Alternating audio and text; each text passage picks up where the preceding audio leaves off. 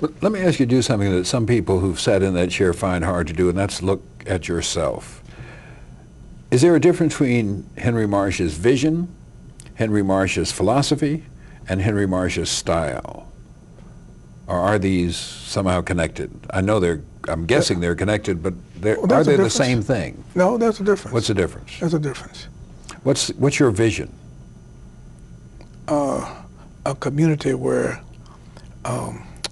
artificial differences such as race and nationality will not limit a person's opportunity. And that's a vision that I have that I think is achievable. And your philosophy? Educate people and bring them along. It's tough to do, but you have to bring people along and educate them and use opportunities and situations to help educate people so that they can be motivated to do things for themselves. And you mentioned the Virginia values. Mm-hmm. One reason why I approached the Daughters of the Confederacy like I did was because you don't hurt people's feelings unnecessarily, and that's not the way we do it in Virginia.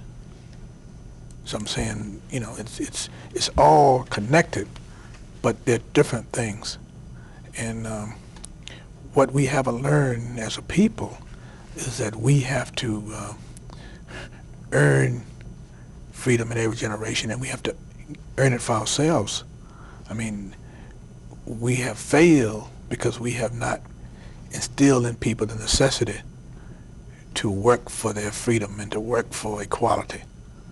And my partner, Mr. Tucker, the late S.W. Tucker, used to say that the fight for equality and the fight for justice is all-consuming. It'll burn you up. Mm-hmm. And he literally committed his life to fighting for that, every minute of it. And once you get hooked on it, it's like being addicted to something. You're wrapped up in it. And your every thought is caught up in how you can advance this thing. Mm-hmm. And you know the people who've gone on before you and what they've done. And you know how much has to be done in the future, so you keep working for it in any way you can, politically, through the courts, through any other kind of way. And that's what, and it's enjoyable because you enjoy what you're doing and you know that it makes a difference. I mean, you see the difference when going from a situation where everything connected with the city and power is white to a situation where it's balanced. What about your style? It varies with the occasion. You have to do what's necessary to achieve your objective as long as you do it legally and gracefully and possibly with the Virginia gentility. But you talked about gentility and persuading people and educating people just a moment ago, but two important parts of your life, being a lawyer and being a politician, involve forcing people to do things. Not simply educating them or convincing them, but forcing them. If you win an injunction integrating a restaurant, you have forced the owner of that restaurant to integrate. He didn't want to do it. You forced him. The court forced him to do it. If the city council in Richmond decides to annex a block in the suburbs, you force those people to come into the city. They didn't want to do it. So there's some force involved here too, some exercise of power involved here too. So there's nothing wrong with exercising power. That's why power is available. That's why it's created to be exercised. Mm-hmm. I don't shrink from that. Mm-hmm. But just like we decided to change city managers in Richmond, I guess they got a lot of publicity. Yes.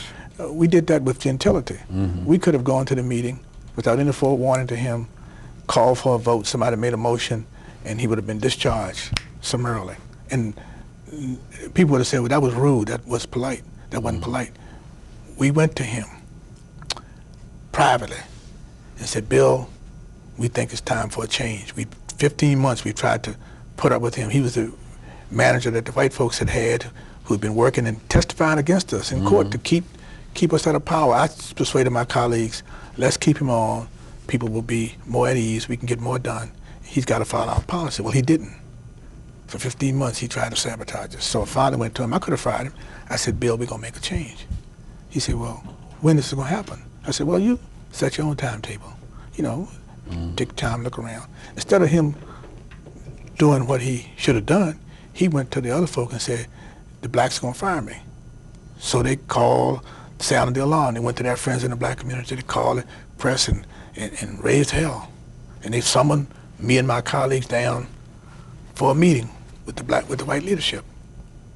And we went down there, and I said, look, nobody say a word except me, because we don't want them, you know. So I went down there, and I listened to them, and they threatened, and they said, look, you can't do this. We got these bank buildings down here. We this and we this and we that, and you reconsider this, and we won't bother you. We'll let it go if you realize you made a mistake. And they went on and on.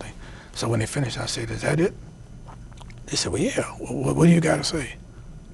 I said, well, I thank you for inviting us down. You're an important part of our constituency. We heard your views, and we'll consider them, and we'll let you know what we're going to do. Anything else? Well, wait, what? I said, no, you have anything else you want to tell us? We don't have any response right now. Mm-hmm. So we left. We went out and had a drink and a chuckle, and I went back on my vacation. I had had a first vacation in 5 years, and I interrupted it. Mm-hmm. And halfway through, had gone 4 days, gone 3 months, went back out on my vacation, got my thoughts together, came back, called a press conference, and announced 33 indictments against the city manager. Not that we had to give any reason, but here's 33 reasons why we're doing this. And they had a trial. And the power of the city was a symbol, black and white. And we voted 5-4 to fire him. And I had no regrets over any of that. And they said, well, you must have had a secret meeting to decide to fire him. That was illegal. I said, well, you don't know whether I had a secret meeting or not, but the point is that we made that decision, and we decided to be the Christian about it and not to destroy his ability to get a job somewhere else. We want to give him a chance to move on. We had a right to make the change, and we did. So you're not afraid to exercise power? Enjoyed it. And we'll do it again. I would do it the same way. I would go to him and say, Bill, we're going to make a change. You know, why don't you decide where you want to go, and you can resign. And, you know, the WICS program this is one example. He had kept information about the WICS program away from us for 2 or 3 years, and pregnant mothers who could have had nourishment for their babies were being denied because he wouldn't share the information with us. I mean, that's mean. Yeah. He's our city manager. He's doing things like that. I mean, there were a whole lot of things. I mean, we were just very tolerant and very patient. And we just couldn't take it anymore. So we let him go. But we did it with gentility.